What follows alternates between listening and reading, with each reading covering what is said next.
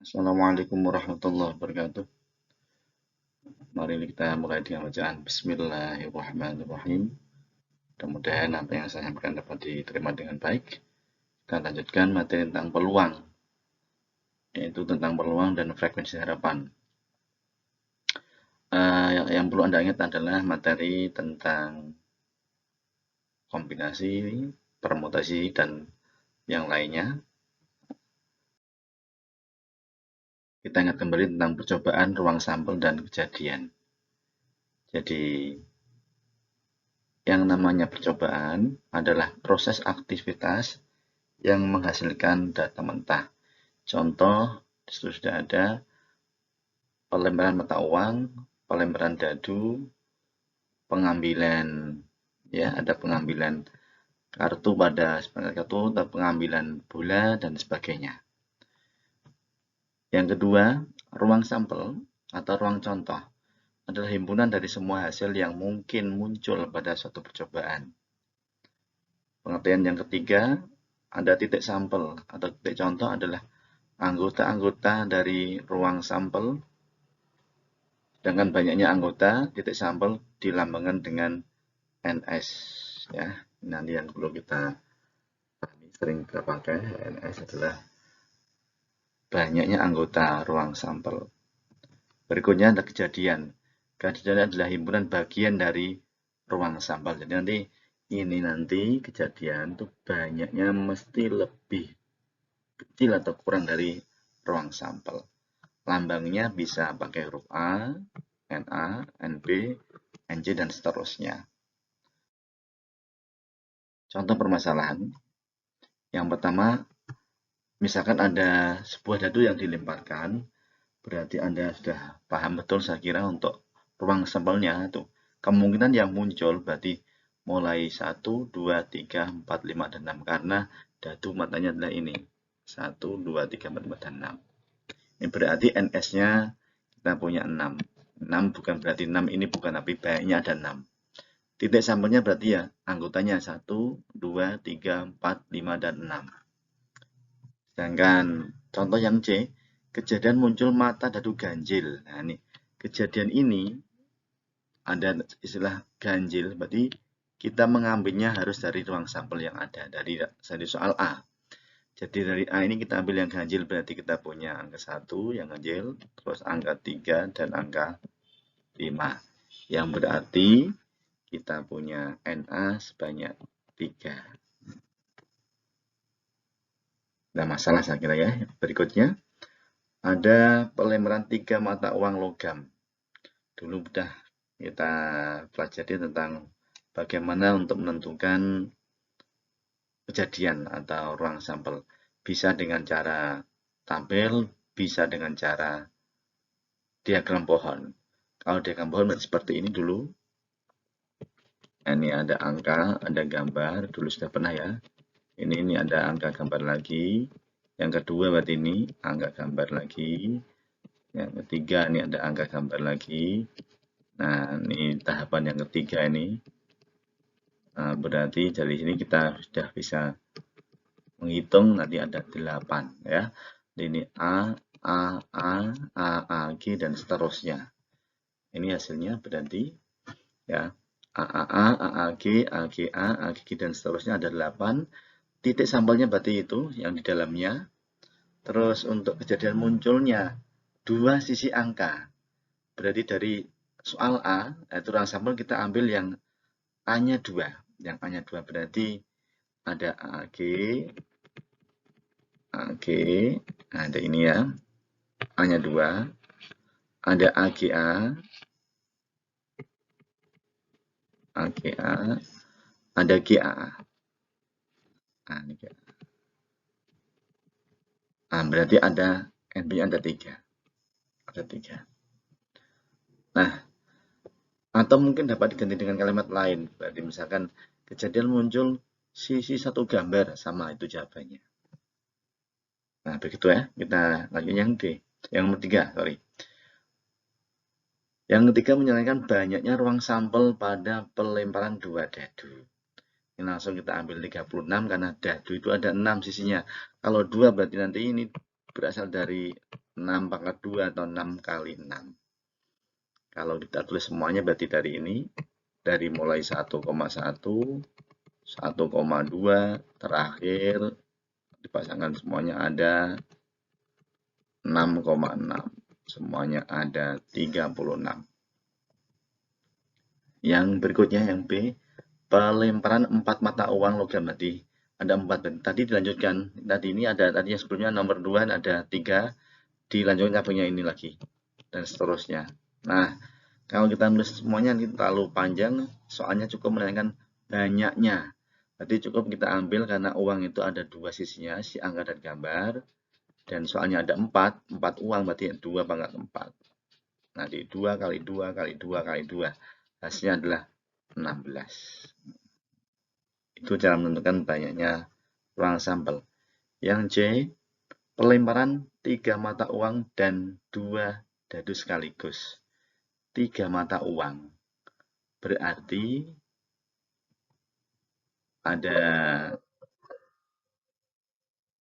ada 3 uangnya, berarti kita punya 2 pangkat 3.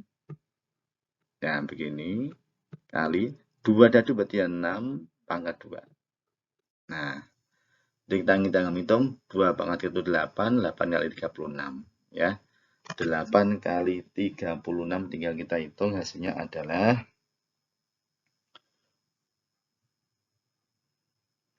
288. Nanti ini hasilnya 288.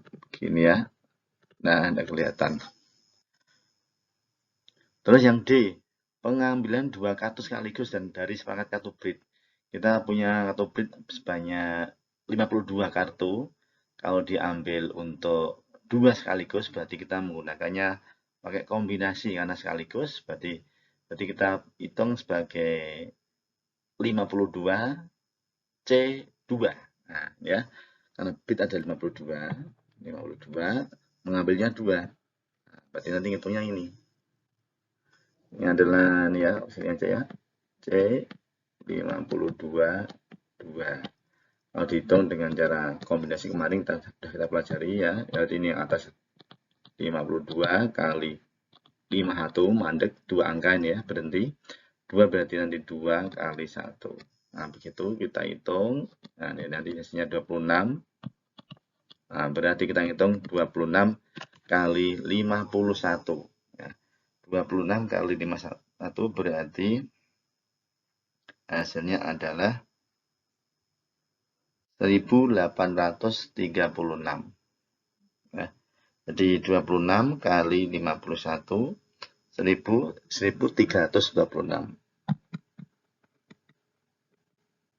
Nah, itu hasilnya untuk yang nomor 3D. Saya ulang lagi untuk yang D terutama ini.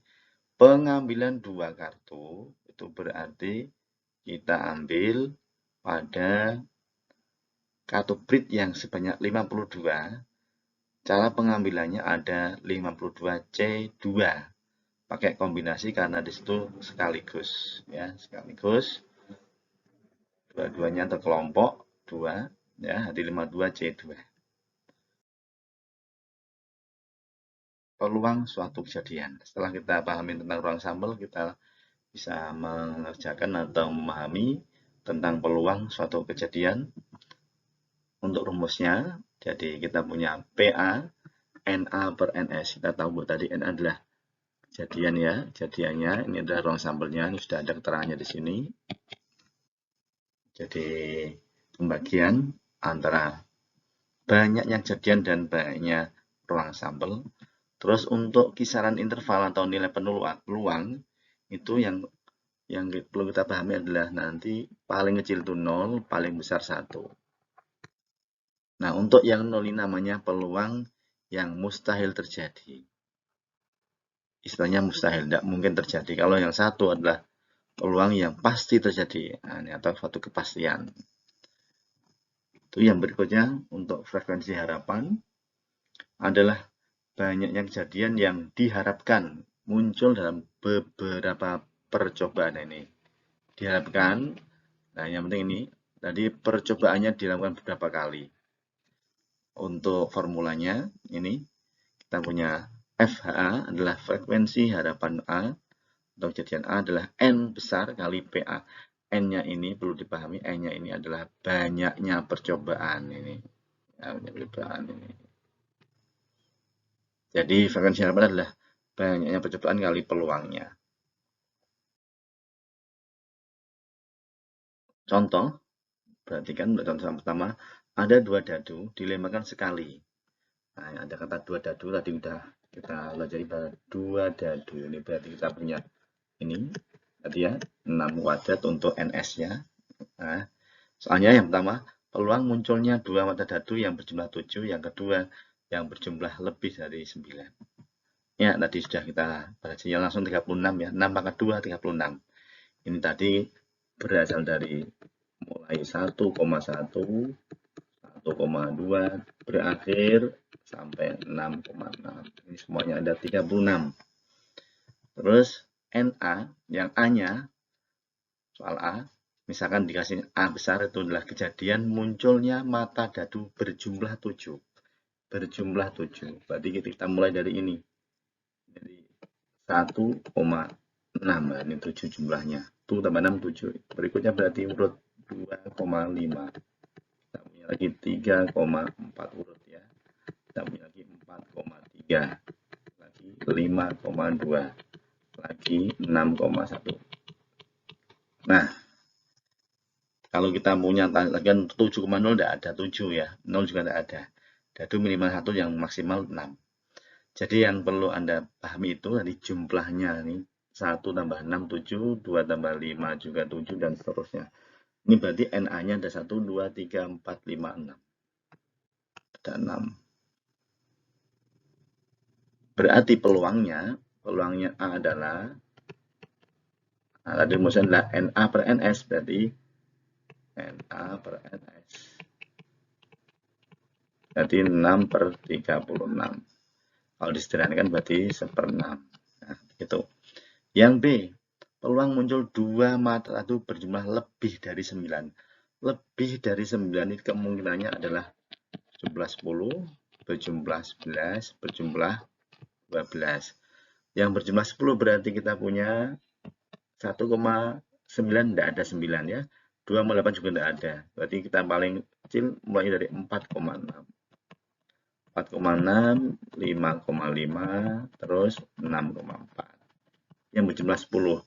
Yang berjumlah 11 berarti 10 tadi ya. 11 sekarang, 11 berarti kita mulai dari 4,7 tidak boleh, karena 7 tidak ada. Berarti kita mulai 5,6. Terus 6,5. Hanya itu saja selesai berarti.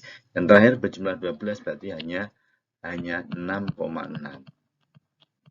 Nah, ini berarti itu 2, 3, 4, 5, 6. NB-nya juga 6 juga ternyata. Berarti PB-nya sama dengan tadi. PB ya, sorry. PB berarti sama dengan 6 per 36 berarti per 6. Itu yang contoh yang pertama. Contoh yang kedua. Ada kotak berisi 4 bola merah dan 3 putih. Nah, soalnya adalah jika dalam kotak diambil 3 sekaligus. Nah, ini NS-nya. Ini perlu dipahami. Ada kotak, nah begini, terus 4 merah, 3 putih, diambil 3 bola sekaligus. Nah, NS-nya berarti ya, S ini ruang sampel. S kita bahasakan lain dengan semuanya. Semuanya ada 7 bola, berarti 7 diambil 3. Sekaligus berarti pakainya kombinasi. Dihitung dengan cara kombinasi. Seperti kemarin kita punya cara, ya, tadi ada penyebutnya ya, kombinasi jangan lupa. 3, 2, 1, yang atas berarti 7, 6, 5. Ini 3 kali 2 itu 6, coret. Jadi kita punya 35. NS-nya. Sekarang NA-nya, yang A. Peluang terambil ketiganya bola merah. Di situ kita punya merahnya ada 4. Berarti 4 diambil 3. Kita ambil ketiganya merah. Nah, merahnya ada 4 di sini. Nah, berarti kita punya 4C3. Nah, ingat, untuk kombinasi bisa diambil selisihnya. Berarti sama dengan 4C1. Karena selisihnya 4 dan 3 itu 1. Berarti hasilnya adalah 4. Nah, begini ya, 4. Nah, berarti peluangnya adalah NA per NS berarti 4/35. Itu yang A. Yang B, peluang terambil 2 merah. Hati-hati, ada kata 2 merah ini otomatis yang satu putih karena kita mengambil dari ambil 3 bola di sini. Nah, berarti artinya dengan 2 merah, 1 putih. Kalau pertanyaan boleh dikatakan hanya 2 merah saja boleh. Tapi kita harus paham bahwa dia otomatis ada 1 putih. Berarti nanti mengerjakan adalah yang merah ada 2, diambil 2 berarti 4C2. Yang putih 1 berarti ya C, ini 31. Karena yang kalau dihitung 4C2 itu berarti 4 kali 3 di bawah ada 2/1 berarti 6. 3C1 berarti itu 3, berarti ada 18. Berarti peluangnya adalah 18/35. Nanti di sini ya, tidak kelihatan ini ada gambar saya. Peluangnya adalah 18/35. 18/35. Nah, sekarang yang C. Yang C di situ peluang terambil minimal 2 bola merah. Berarti ada 2 kemungkinan. Minimal 2 merah, jadi 2 merah atau 3 merah. Jadi kalau 2 merah berarti tadi ini ada 4C2, 3C1 tadi ada 6 kali 3 sama dengan 18. Terus kemudian ditambahkan dengan ketiganya merah. Berarti kita punya yang A, berarti antara B dan A dijumlah. Berarti nanti kita punya 4C2 kali 3C1 ditambah 4C3. Nah, 4C3 tadi hasilnya adalah 4. Berarti ini NC-nya itu temunya adalah 4. Ya, tak ganti ini ya. Ganti berarti 18 ditambah 4 sama dengan 22. Berarti PC-nya adalah 22/35. Hati-hati ini soal C ya, minimal 2 merah. Ini berarti kemungkinannya adalah 2 merah dan 3 merah. Yang 2 merah sudah kita kerjakan di soal B, ada 18 tadi ya. Yang 3 merah ada di soal A, ada 4 dan 3 jumlah 18 tambah 4.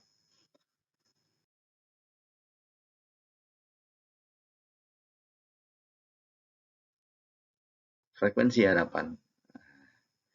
Ada 2 buah dadu dilempar sebanyak 72 kali. Nah, ini 2 kali. Tentukan frekuensi harapan munculnya 2 mata dadu berjumlah 8. Saya punderi ini. Perhatikan. N besar ya, jadi ya. Ini berarti banyaknya percobaan ini, 72. A, kejadian A, misalkan namakan A, kejadiannya adalah berjumlah 8. Berarti kita mulai dari 2,6.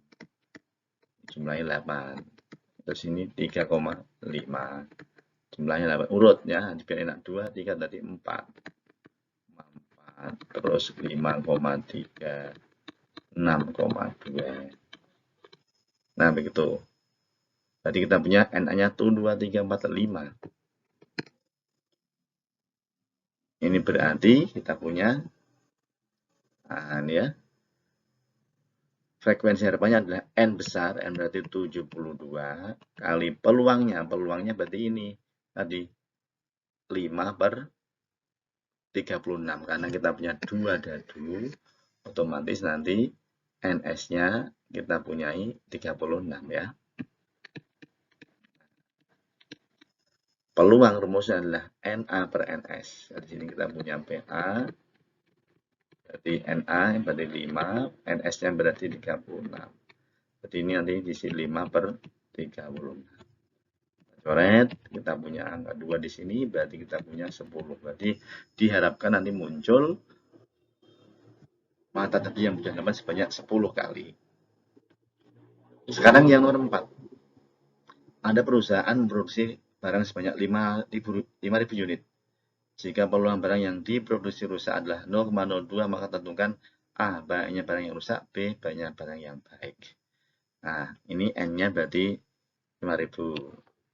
Nah, 5.000 berarti seperti percobaan. Nah, produksinya peluang rusak 0,02. Nah, berarti banyak barang yang rusak adalah FH rusak, berarti N kali P rusak. N-nya itu dari 5.000. Peluang rusaknya berarti 0,02. Kalau dihitung berarti hasilnya adalah 5.000 kali 0,02 berarti ya 500 ya. 500, sorry, 100 ya.